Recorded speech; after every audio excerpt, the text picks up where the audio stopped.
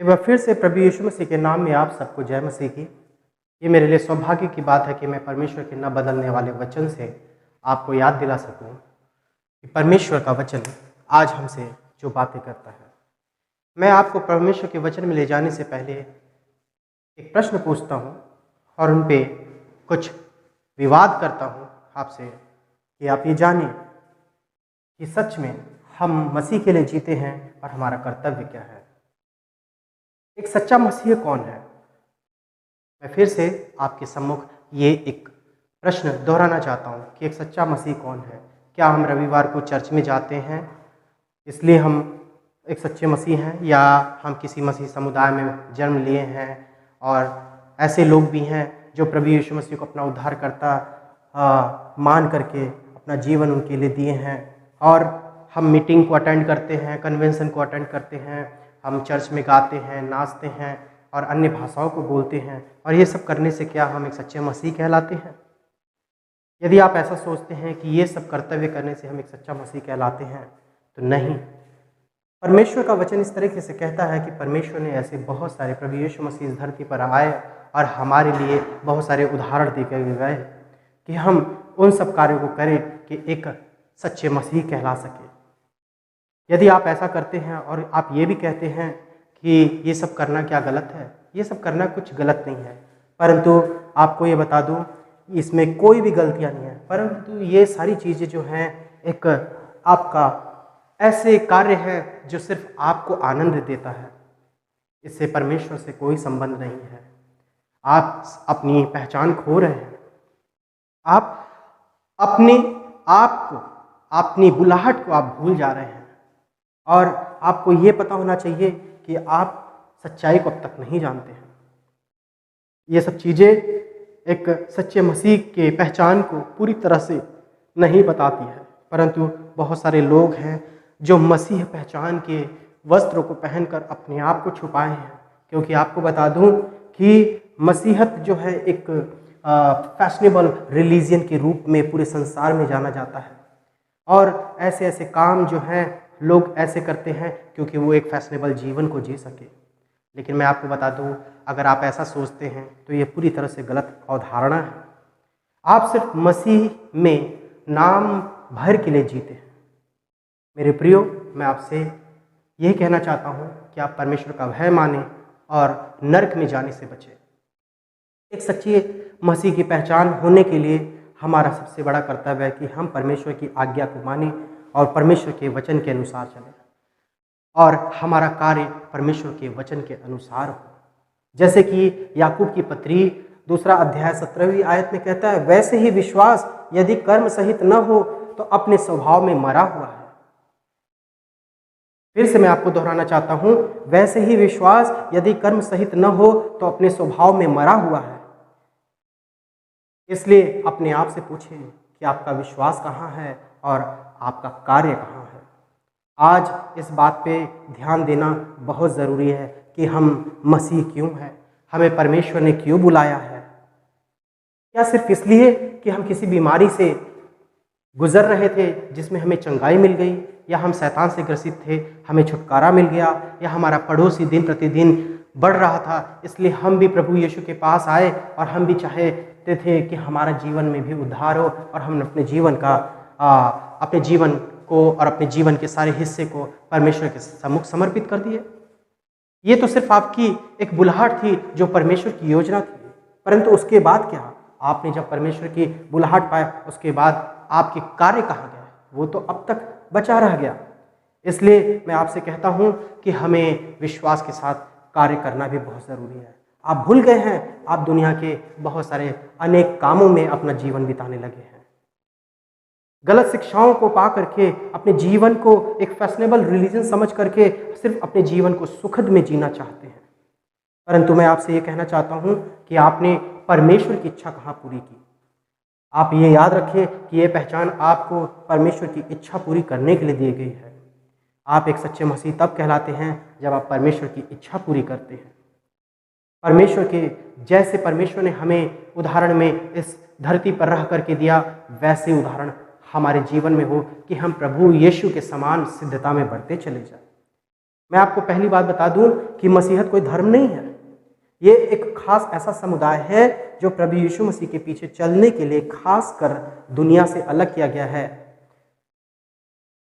और प्रभु यीशु मसीह के देह में सहभागी होने के लिए कहा गया है। मैं फिर से आप सबके लिए दोहराना चाहता हूं कि मसीहत कोई धर्म नहीं है, परंतु ये एक खास एक ऐसा समुदाय है जो प्रभु यीशु मसीह के पीछे चलने के लिए संसार से अलग किया गया है और प्रभु यीशु मसीह के देह में सहभागी होने के लिए आपको बुलाया गया है। मेरे प्रियो, आप अपने इस पहचान को ना खोएं। ये पहचान आप अपनी पसंद से नहीं चुने हैं, परंतु परमेश्वर ने आपको दिया है। आइए आज मैं आपको बताना चाहता हूँ कि हमारा और आपका जीवन जो है क्या ऐसा ही है? क्या हम सुख पाने के लिए प्रभु यीशु के पास आए हैं? क्या हम उन सब चीज़ों को भूल गए हैं जो प्रभु ने हमसे कहा है? मैं आप सबके लिए वचन को पढ़ूंगा। और देखो, मैं एक मनुष्य के पास आकर उससे कहा, हे गुरु, मैं कौन सा भला काम करूं कि अनंत जीवन पाऊं?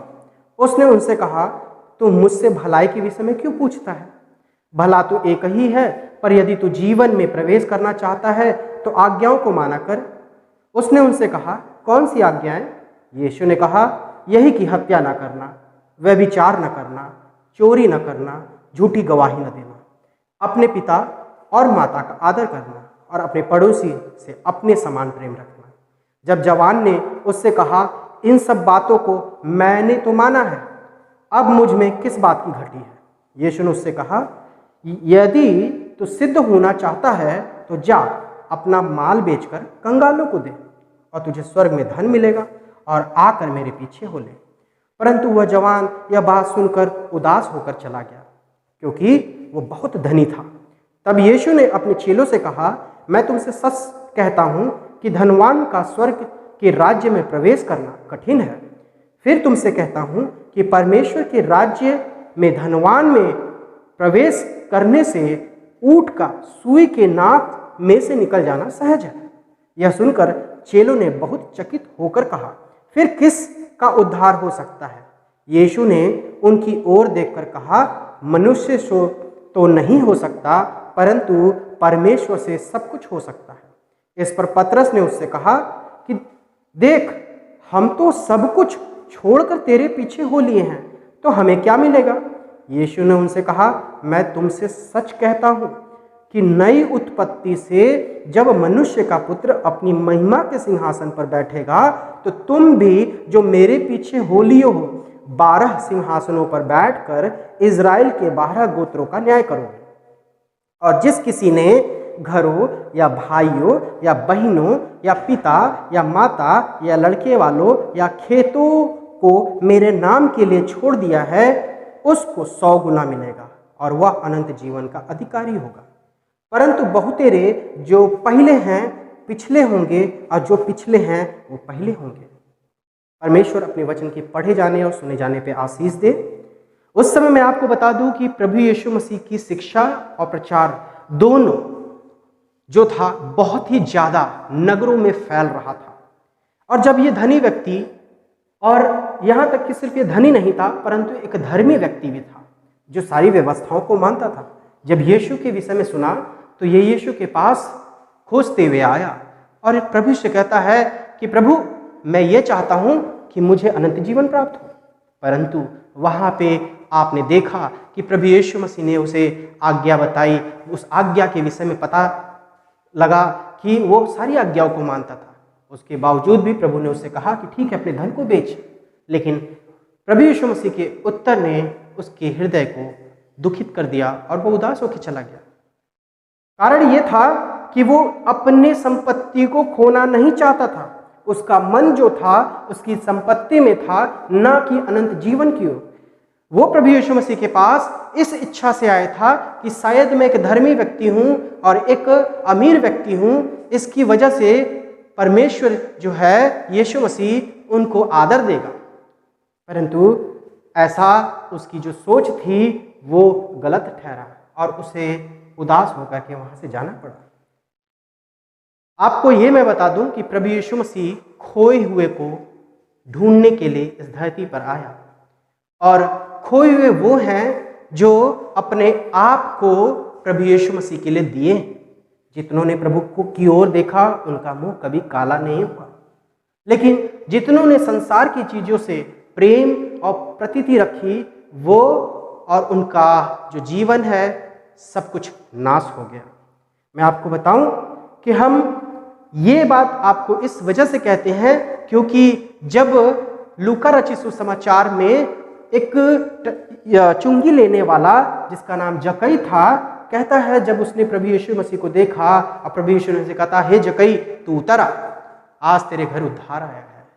वही जक्कई जो चुंगी लेने वाला था उसने कहा, प्रभु मैं आज वादा करता हूं कि यदि मैं किसी का लिया हूं अन्यथा मैं उसे अपनी ओर से 10 गुना अधिक वापस करूंगा। मैं आपको सच बताऊं तो वो धर्मी व्यक्ति आदर सम्मान और स्वर्ग का हिस्सा होना चाहता था, परंतु उसकी संपत्ति ने, उसके इस दुनिया की संसारिक इच्छाओं ने, जिसकी वजह से वो अनंत जीवन का भागीदारी नहीं हो पाया। हम परमेश्वर से प्रेम तो करते हैं परंतु परमेश्वर के लोगों से प्रेम नहीं करते हैं। हम परमेश्वर के लोगों की मदद नहीं करते हैं। सच बताए तो हम चाहे कुछ भी कर ले लेकिन हमारा जीवन व्यर्थ है। वो व्यक्ति जो अनंत जीवन चाहता था वो विश्वास उन चीजों में करता था जिन चीजों में है, उसके लिए वो शक्तिशाली था, लेकिन प्रभु की बातों में उसने विश्वास नहीं किया। परमेश्वर की बातों पे विश्वास न करके उसका मन सिर्फ उदास हुआ। मैं बता दूं ये पहचान प्रभु यीशु मसीह की अनुग्रह से जो उसके लहू के बहाए जाने की ओर से मिला है, और हम इस पहचान को न खोएं, परंतु ये पहचान जो है ये एक हमारे लिए बहुमूल्य है। हम इस पहचान को दौलत से या अपनी संपत्ति से नहीं खरीद सकते हैं, परंतु ये सिर्फ प्रभु यीशु मसीह के लहू के बहाए जाने के द्वारा जो है हमें प्राप्त हुआ है, जिसमें हम विश्वास करते हैं और अपने आप को त्यागते हुए अपना जीवन जीते हैं। मैं आपको बताऊं, प्रभु यीशु मसीह के पीछे चलना और एक सच्चा मसीह होने का सबसे बड़ा कर्तव्य यह है कि हमें प्रभु यीशु मसीह के प्रेम को जानना है, उसकी इच्छा को जाननी है, उसके सम्मुख आकर के अपने घुटने टेकने हैं और अपने आप का इनकार करना है। हमें किसी और से पूछने की ज़रूरत नहीं है, परंतु हमें वचन को पढ़ना है और परमेश्वर के वचन के अनुसार चलना है। परमेश्वर ने हमें ज्ञान और बुद्धि दोनों दिया है कि हम गलत शिक्षाओं से दूर रहें। हमें अपने घृणा करने वालों से प्रेम करना है। हमें हमारे जीवन में जो पाखंडपन है उसको दूर करना है, क्योंकि हम पहले जैसे थे आज वैसे नहीं हैं। अगर आज भी हम वैसे हैं तो हम सच्चे मसीह कहलाने के योग्य नहीं हैं। इसलिए ये बहुत ही ज़रूरी है कि हमारे जीवन से ये गंदगियाँ निकले और प्रभु यीशु मसीह की समानता में हम बढ़ते चले जाएं। हमें उन ज़रूरतमंदों को अपना समय देना है कि हम उनकी बातों को सुन सकें। हमें उनकी मदद करनी है। प्रभु यीशु मसीह ने 5,000 लोगों को खिलाया और सिर्फ खिलाया नहीं, परमेश्वर का वचन भी सुनाया। उसी तरीके से हमें भी सिर्फ लोगों के लिए प्रार्थना ही नहीं करना है, परंतु उनकी मदद भी करनी है।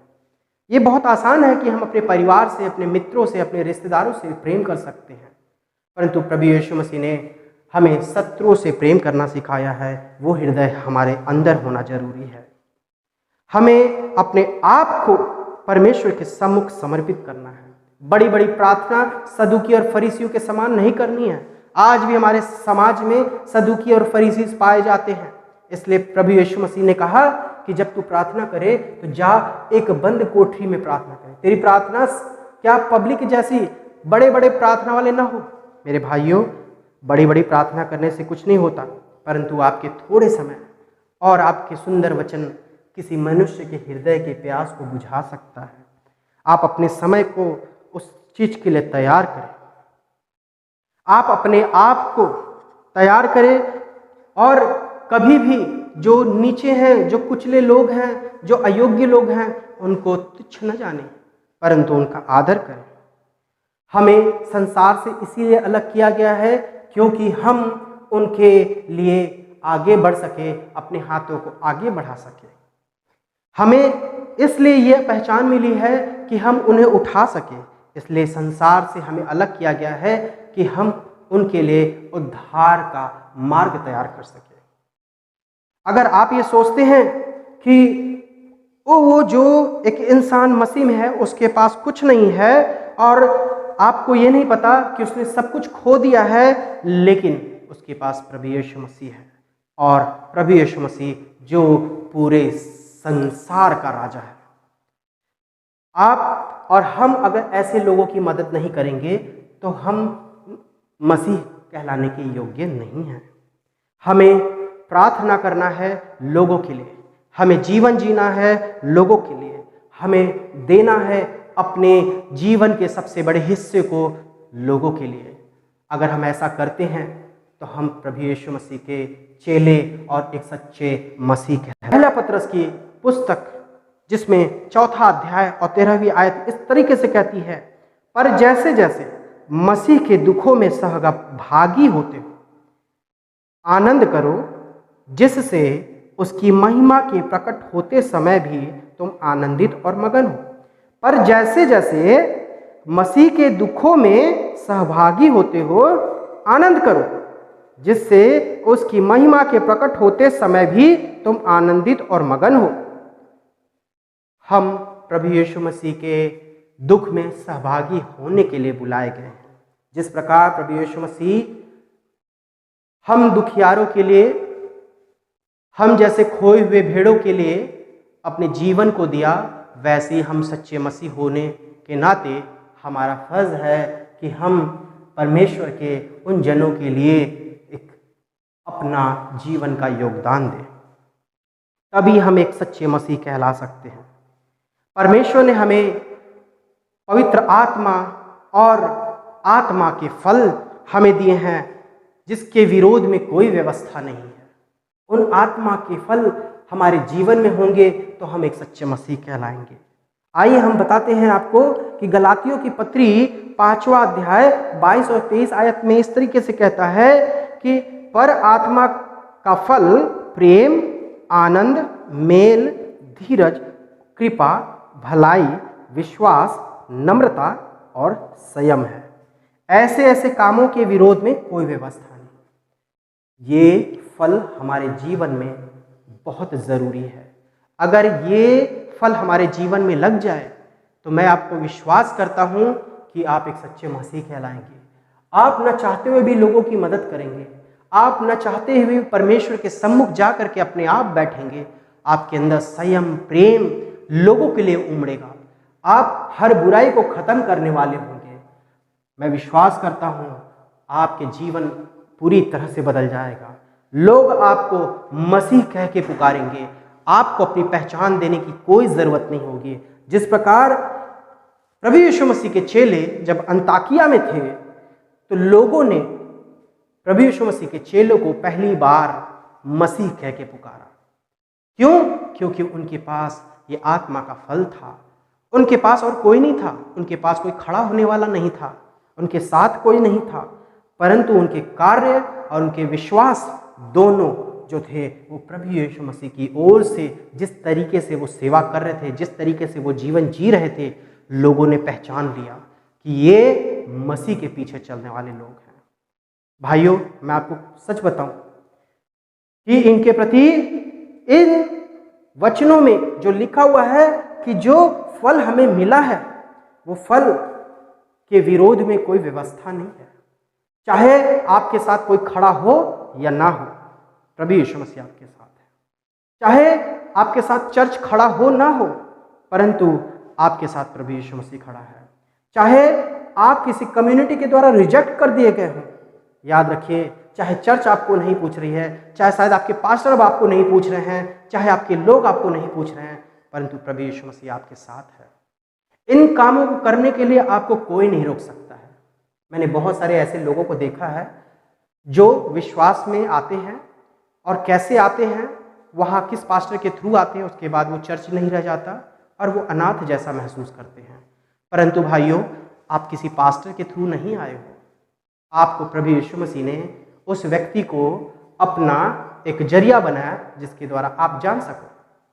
इसलिए कलीसिया डिनोमिनेशन ये मायने नहीं रखता परंतु जो आपको एक पहचान मिली है वो प्रभु यीशु मसीह की ओर से मिली है। इसलिए आपके पास कलीसिया हो या ना हो, परंतु आपका विश्वास और आपका कार्य अगर आपके साथ है, आत्मा का फल है, तो आपको कोई भी मसीह कहलाने से रोक नहीं सकता। आइए मैं आपको ये बताना चाहता हूँ कि प्रभु यीशु मसीह ने जो हमें पहचान दी है, इस पहचान को संभाल के चलें। आपने जो भी पाप किए हैं, शायद आपको लोग आपके चरित्र पे उंगली उठाते हैं, ध्यान रखिए कि प्रभु यीशु मसीह ने आपको बुलाया है, उसने आपके पाप को क्षमा किया है और आपको एक सच्चा मसीह कहलाने के लिए बोला है।